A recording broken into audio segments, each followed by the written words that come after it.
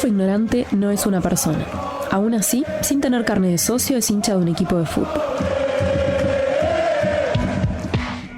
No es una persona, pero te hace una invitación. ¿No es lindo que te inviten a algo? Ah, decís que depende de a qué te estemos invitando, que no es un detalle menor. Te invita a Gramsci, que decía, de cierto modo, todos somos filósofos. Y también decía que podemos dar un segundo paso hacia una filosofía crítica. Te invita a Sócrates, que no sabía nada, pero sabía que no sabía. Te invita a Merlí, una serie de TV que no es sobre filosofía, pero te invita igual. Jo explico la realitat tal com la veig. Te invita a Rousseau, a que busques los orígenes. Te invita el Robin Iniesta, cantante de Extremoduro y graduado en filosofía. Te invita a Kant y te pide que te animes a pensar. Te invita el filósofo ignorante.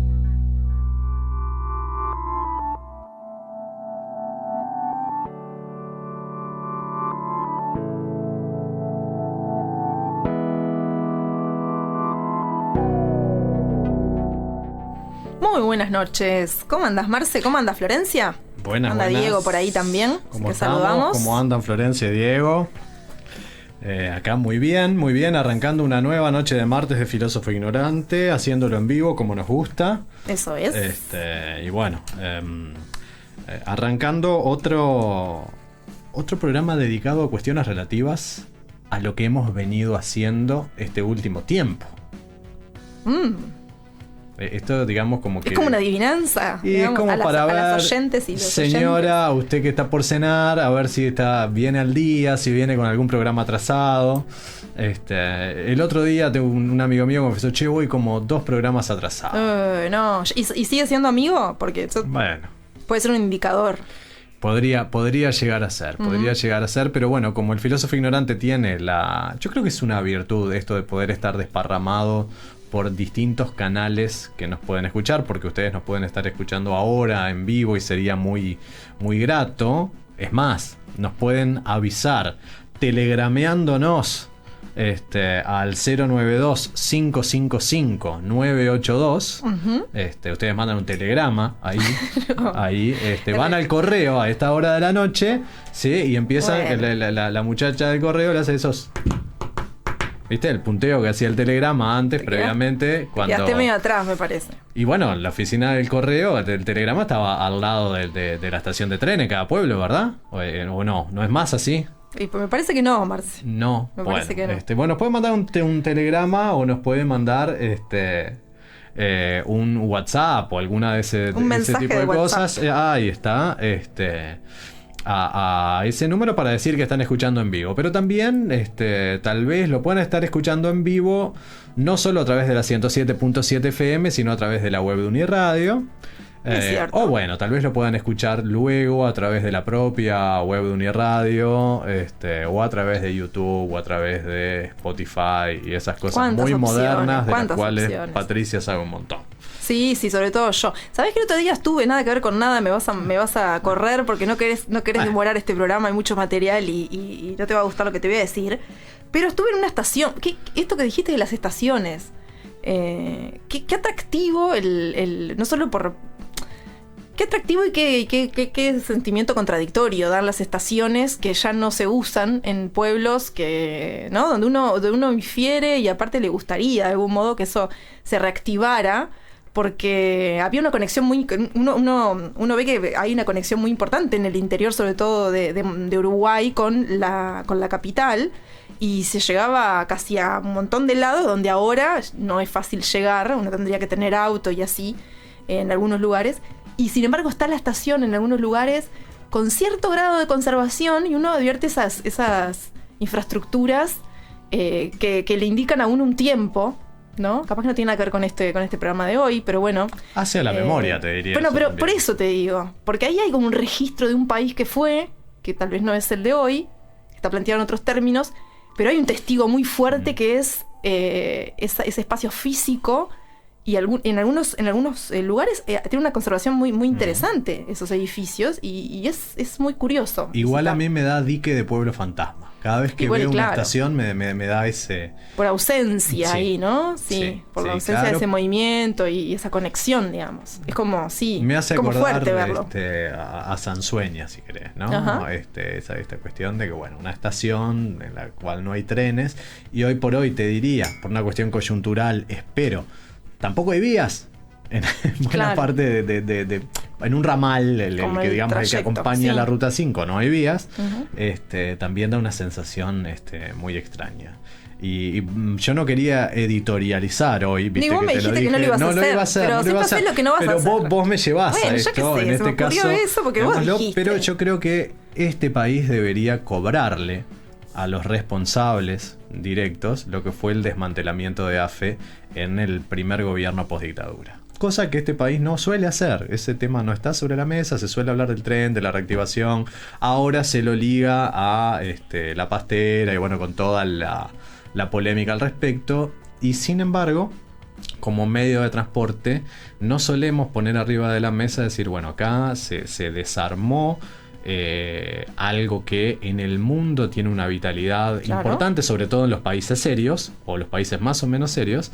Y bueno, nos cuesta decir bastante que el primer gobierno post-dictadura, es decir, el gobierno de Sanguinetti, fue el que desmanteló AFE. Y esto lo recuerdo, te diría, con nostalgia, porque yo acá en Uruguay viajé una sola vez en tren de pasajeros. Y mi mamá y mi abuela me llevaron a Santa Lucía, creo que el último fin de semana que salía el tren, para que lo conociera porque no iba a haber más. Y ahí me genera, viste, como una sensación extraña. Así que bueno, eso. aquí el editorial, ¿verdad? Sí, básicamente. Con ironía también, el que no íbamos a hacer. Con cierta ironía, noté. Y abro ese paréntesis. Bueno, Marce, continuamos, dijiste vos, en realidad, esta temática que veníamos trayendo, porque solemos hacer estos programas temáticos también y extendemos un poco esa línea a esto que decíamos hoy de la memoria. Y si bien, bueno, no trataremos específicamente capaz que un tema, y ahí vos no vas a ser un protagonista en realidad, y ahí seguramente yo te pregunte cosas más allá de todo el material que tenemos para compartir, porque vos sí tuviste una vivencia muy particular con esto de encontrarte con y ir a buscar y encontrarte y poner tu cuerpo y tu experiencia en relación a la memoria, no acá en Uruguay, es un poco lejos, nos vamos a ir un poco en un tren bastante lejos, que cruza el océano, y que a mí en la trayectoria de conocerte a vos también he conocido esta historia. Entonces también es un momento especial, digamos, para compartir con la audiencia, porque mezcla los intereses y al mismo tiempo recupera parte de una historia que puede ser va a ser muy conmovedora y al mismo tiempo es muy necesaria. Así que ahí te doy la derecha de este programa, donde vas a ser muy protagonista y te acompañaremos. Yo en este caso también Florencia, o capaz que Florencia y yo, para que no quede como mal, y bueno, y la audiencia que nos está acompañando esta noche. Hablaremos de una memoria puntual, en este caso, porque hemos venido hablando de memorias recientes o de memorias en un sentido más genérico, y hoy nos sumergiremos en una bastante concreta. Pero para darle un poquito más de suspenso, y antes de decir de qué se trata específicamente, yo te invito a conocer a los conductores de este programa. Marcelo Fernández Pavlovich fue apodado como filósofo por una tal Patricia Pujol. Parece que eso fue porque es licenciado y profe de filosofía, y además tiene una maestría en ciencias humanas. Es hincha del dulce de leche, pero casi no lo puede ir a ver por razones de salud. Así que siempre que puede, va a ver a Bellavista, de quien es hincha de corazón, porque la razón y lo ideológico le hacen seguir al San Pauli, los piratas del Elba, más allá de toda distancia. Patricia Pujol Echeverría le pone voz a El filósofo ignorante, desterrando esa O y apuntando a la E. Aguantando la discusión y dándole la espalda a la Real Academia Española sobre el uso de la misma, es licenciada en Ciencias de la Comunicación y magíster en Periodismo y Medios de Comunicación. También se la ha visto hinchando por el Club Atlético Progreso desde niña, escribiendo libros y ahora también cuentos. Ahí viene, haciendo pila de ruido y no se sabe bien cuánto hay de nueces.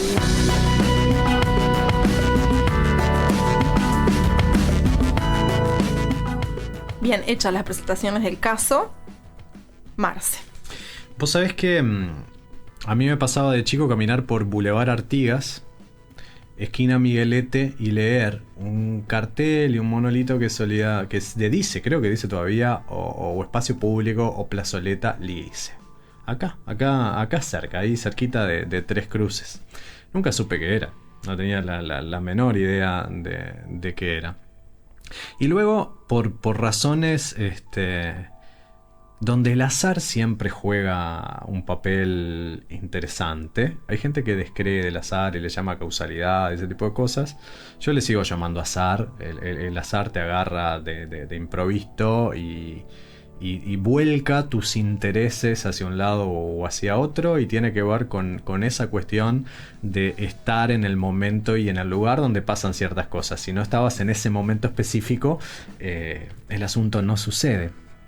Y hace unos años me encontré con la historia de un poblado checo, Lidice justamente, o Lidice, si nos referimos a cómo los checos más o menos lo pronuncian. Digo más o menos porque mi pronunciación calculo que si la escucha un checo debe ser bastante espantosa. Debe ser, sí, uruguaya, muy uruguaya para checo.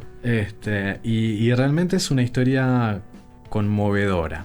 Voy a abrir el paraguas respecto a ciertas objeciones que podrían formularse respecto a por qué trabajar la memoria del Lidice, que es algo que sucedió a más de 10.000 kilómetros de distancia de nuestro país, que es algo que ya no es tan reciente, si se quiere, porque vamos a referir a algo que se dio en la década del 40 y que de repente no tiene relación tan estrecha con lo que uno podría decir lo nuestro. Bueno, entonces, a ver, como para despejar un poco el camino. En primer lugar, es cierto que no tiene que ver directamente con la historia de nuestro país de repente, pero nuestro país recuperó mucho de eso.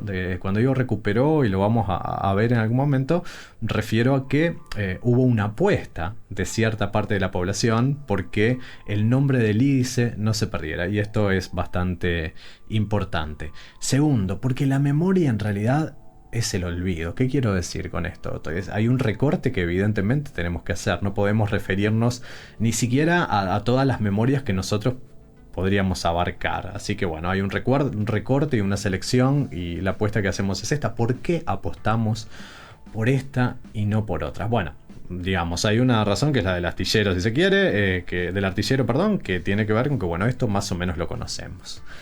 Segundo, porque particularmente nos va a tocar en algo que vamos a subrayar. Este poblado quiso ser borrado de la faz de la tierra directamente por Hitler, por Adolf Hitler. Tanto es así que todo lo que había como señales claras de la existencia de un pueblo o de un lugar para recordar, como por ejemplo la existencia de una colina, una elevación, un valle, el curso de un arroyo, todo eso fue cambiado de lugar. Es decir, la colina fue aplanada, el curso del arroyo fue desviado hacia otro lugar, un movimiento de tierra que aplanó todo lo que había. La respuesta ante eso llega a ser tan conmovedora como que hoy un montón de personas, sobre todo mujeres, lleven el nombre de Lidice consigo. Se llaman Lidice. Es más, hay una Lidice Fernández en México que lleva ese nombre justamente combatiendo esa intención. Ahora, para contarte cómo llega Lidice a mi vida, te diría que mejor vamos a pedir una ayudita a un amigo que estuvo la semana pasada con nosotros, porque esta historia... ¿Pero volvió o no? Físicamente no. No volvió, pero está en la casa. La magia, seguramente escuchando, capaz. La magia de la radio tiene estas cosas. Así que le vamos a pedir una mano a Gustavo Fayet que nos cuente cómo conoció él Lidice, porque eso se va a relacionar conmigo. Me acerco a los acontecimientos vinculados con la masacre del poblado de Lidice en República Checa, aproximadamente hacia el 2013, trabajando en el Instituto de Formación Docente de Canelones, cuando desde la dirección se me solicita que haga un discurso para que leyera un estudiante, en el acto que habitualmente se realiza todos los 10 de junio en una plaza que lleva el nombre del IDICE, que se encuentra a las afueras de la ciudad de Canelones, donde participan varias instituciones educativas locales, entre ellas, el Instituto de Formación Docente. Conocía, estaba al tanto de la Segunda Guerra Mundial, pero se me escapaba el detalle de ese acontecimiento puntual, y es allí que me comienzo a interesar por el tema y que me acerco al tema, tratando de escribir algunas palabras sobre el acontecimiento. A partir de ahí se inicia todo un proceso que va a desembocar en un libro sobre el IDICE en Canelones, pero digamos que me encuentro con esa memoria transnacional en algún punto, diría Regine Robin, casi que de casualidad, con motivo de tener que escribir un discurso para que lo leyera un estudiante. Tu azar es la casualidad, que dice, ¿no, Gustavo? Exacto. Así como te decía que hay una plaza en Tres Cruces, una plazoleta, también la hay en Canelones, y Gustavo se encuentra en la necesidad de un 10 de junio, fecha en que se conmemora la llamada tragedia de IDICE, la necesidad de escribir un discurso sobre una historia que desconocía, y bueno, cuando uno asume esa responsabilidad se pone a aprender. Y de ese aprender surge además la curiosidad, una curiosidad que tenía que ver con un doble interés, si se quiere. Por un lado, el interés de, a ver qué pasó en IDICE, y por otro, el por qué hay una plaza en Canelones que se llama... Que es más curioso aún en ese sentido. Más curioso aún. Desde el lugar histórico, ¿no? También. Y de lo que le compete a cada uno, digamos.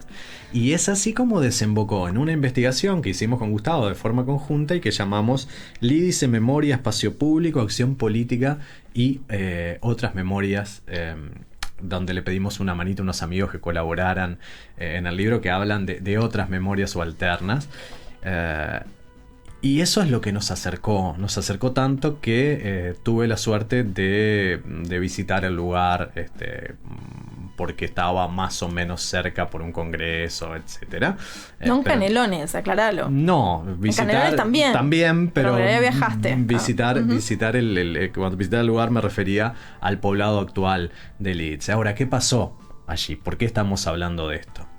En rigor, digamos, en términos históricos, y lo voy a hacer de un resumen muy rápido.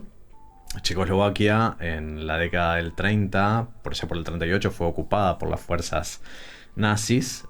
En determinado momento, quien estaba a cargo de la ocupación es removido y pasa a ser Heydrich, quien era ya famoso por su mano dura, por haber estado en la noche de los bastones largos, cuando los nazis en Alemania tuvieron una especie de ajuste de cuentas interno por su ferocidad. Heydrich fue enviado por Hitler para de algún modo establecer el orden en la República, en Checoslovaquia, o en los pueblos de Checoslovaquia, que no tenían una frontera demasiado clara en ese momento. Le habían cedido los Sudetes a Alemania por la población alemana y por la presión que significaba tener a Alemania a su lado. Y la ocupación bajo el mando de Heydrich fue sumamente dura. En la primera semana que llegó Heydrich allí, que fue con una serie de especialistas, entre comillas, en ciertas tareas, en esa primera semana ya mandó 200 ejecuciones. Comenzó todo un proceso de persecución, sobre todo a los judíos, pero también a todos los que pensaban diferente. Y mientras tanto, existía un movimiento de resistencia que, con cierta base en Praga, en realidad se nutría de exiliados que estaban fundamentalmente en Inglaterra. Y esa resistencia empezó a planificar un atentado contra Heydrich. Este atentado se da a partir de la llegada de algunos paracaidistas, es decir, no podían entrar a Checoslovaquia así como así. Llegaron a unos 20 kilómetros de Praga, cerca de Lidice, pero no en Lidice exactamente. Y llevaron adelante este atentado. Un atentado que en realidad fue fallido, porque lo habían planificado de forma tal para que no fallara, además de cruzarse ante el auto de Heydrich, habiendo estudiado toda la ruta y todos los detalles. Por un lado, uno con un fusil y otro con una granada. Pero el fusil no disparó en ese momento. Por lo tanto, quedó solo el resultado de la granada, que dejó a Heydrich hospitalizado 5 días o 6, si no recuerdo mal, pero que termina muriendo de una infección. ¿Sabes qué? Dentro de la propia resistencia al nazismo en Checoslovaquia, había quienes se oponían a este atentado. No por considerarlo necesariamente injusto, sino porque preveían de alguna manera lo que podía ser el desatar la ira de un Leviatán tal vez amordazado. Cosa que realmente fue así. El propio Hitler quiso dar un ejemplo cuando tocaban a alguien de los suyos y a alguien de rango jerárquico, de un poder importante. El azar, de nuevo, juega un papel muy muy extraño. Es decir, obviamente estaban buscando un culpable, una especie de chivo expiatorio. Y una fallida historia de amor les da la excusa para que suceda lo que suceda. ¿Por qué te digo fallida historia de amor? Porque un trabajador de una fábrica de Kladno, que queda relativamente cerca de Lidice, tenía una historia de amor con una muchacha, siendo él casado. La muchacha no sabía nada, y él se presenta algo así como alguien que está en la resistencia y que está intentando hacer algo para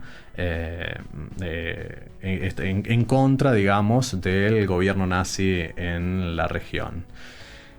Se va involucrando tanto con la chiquilina esta, que en determinado momento necesita cortar la historia porque no puede soportar el peso de estar por un lado engañando a su familia y por otro lado realmente viviendo una historia de amor, pero falsa, porque él se había presentado con una identidad que realmente no tenía, porque no estaba involucrado absolutamente en nada. Como buen cobarde, termina la historia con una carta. ¿Sí? Deja un documento, básicamente. Documento, ¿sí? Ahora, ¿dónde deja el documento? ¿Dónde dejó en la entrada de la fábrica. ¿Sí? Le dejó una carta en la fábrica que trabajaba ella, ¿sí? Dedicada a fulana. Y el azar también hace que en medio de toda esta tormenta, donde los nazis buscaban datos bajo las baldosas para encontrar pistas o culpables o lo que sea respecto al asesinato de Heydrich, esta muchacha no va a trabajar ese día. El encargado de, suponete, una especie de capataz, abre la carta. No se hace eso, señor. No se hace, pero lo hicieron, como tantos otros. Y el contenido de la carta era obviamente, además era falso, donde él decía que en realidad la tenía que dejar porque esta situación no podía ser, que él estaba... Y la carta dice la verdad, porque uno lee una carta y piensa que las cartas dicen la verdad. Exactamente. Y cuando el capataz lee eso, donde hay alguien que dice te tengo que abandonar porque para no ponerte en peligro, esto y lo demás allá, en realidad, bueno, denuncia al jefe de la fábrica, bueno, toda una cadena a partir de lo cual se entiende que en Lidice estaban los culpables del asesinato de Heydrich. Un equívoco, digamos. Un equívoco. Pero ese equívoco funcionó como chivo expiatorio. Claro. Y te invito a escuchar una pequeña cita de Ángel Viñas respecto a la decisión que tomaron los nazis en ese momento. El hecho más dramático que se produjo como consecuencia del atentado fue la masacre de la pequeña población de Lidice, situada en las cercanías de Praga. Hitler decidió realizar en ella un castigo ejemplar una vez que sus habitantes fueron acusados de haber dado cobijo a los resistentes. Así, en la noche del día 9 de junio, las tropas alemanas cercaron el pueblo y apresaron a sus habitantes. Los hombres comenzaron a ser ejecutados a la mañana siguiente hasta un total de 171. Ni uno de ellos sobrevivió a la matanza. Los edificios del pueblo eran incendiados y arrasados. Lídice debía ser borrada del mapa y un contingente de prisioneros judíos fue el encargado de realizar la tarea, abriendo fosas para enterrar los cadáveres y removiendo el terreno. Las 196 mujeres y los 90 niños encerrados en el gimnasio de una población vecina fueron entonces separados entre sí. Las primeras conducidas al campo de concentración de Ravensbrück, donde 53 de ellas acabarían encontrando la muerte. Un número indeterminado de niños fueron entregados a familias alemanas. El resto acabó en las cámaras de gas del campo de Chemlo. Ángel Viñas, tomado de Lídice, Memoria, Espacio Público, Acción Política y otras memorias subalternas, de Gustavo Faget y Marcelo Fernández Pavlovich. Celle qui vit sagement à la maison, privée d'un songe, qui en déployant ses ailes, laisse rougeoyer son âme. La intención, borrar Lídice de la faz de la tierra, que no quedara nada. El 9 de junio a la noche, un montón de oficiales y soldados nazis cercaron el pueblo, hicieron un círculo alrededor del pueblo, a 1 metro de distancia cada uno, evitando que nadie pudiera salir del pueblo. Podían entrar, podían volver, pero no podían salir.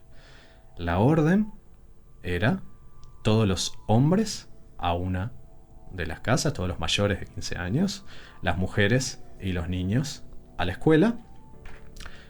Todas las posesiones quedaban registradas, todo estaba documentado, fríamente documentado, de forma tal de poder hacerse de todo lo que tuviera valor, para luego a la mañana ejecutar a los finalmente 173 hombres, porque fueron 71 y 2 obreros que volvieron de madrugada de la fábrica de Kladno se sumaron a esos 171 y fueron ejecutados. Dentro de ellos un niño menor de 15, pero que como quería irse con el padre, dijo yo tengo más de 15, y él mismo de alguna manera terminó ofreciéndose como carne de cañón, literalmente. Y luego el pueblo fue prendido fuego, las mujeres enviadas a campos de concentración, algunos niños a intentar ser germanizados, aquellos que podían, que eran rubios, de ojos claros, se intentaba germanizarlos y ubicarlos con familias arias, y otros de ellos terminaron en cámaras de gas, en unos vehículos preparados para eso. De las mujeres solo volvieron 53. El resto no vivió, murieron en distintos campos de concentración. Y esto generó, este intento de borrar Lídice de la faz de la tierra, generó cierto movimiento de resistencia internacional. Y uno de ellos es lo que le da nombre al programa de hoy, que le pusimos Lídice vivirá, que es el movimiento Lídice shall live. Y las noticias de la época presentaban ese movimiento de esta manera.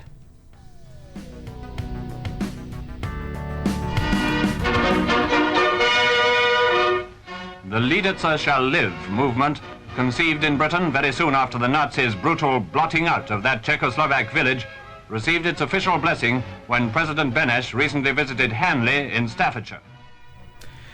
Así presentaba la noticia a una cadena inglesa que bien podría ser la BBC, yo no estoy seguro, pero si querés te digo que es la BBC para ti.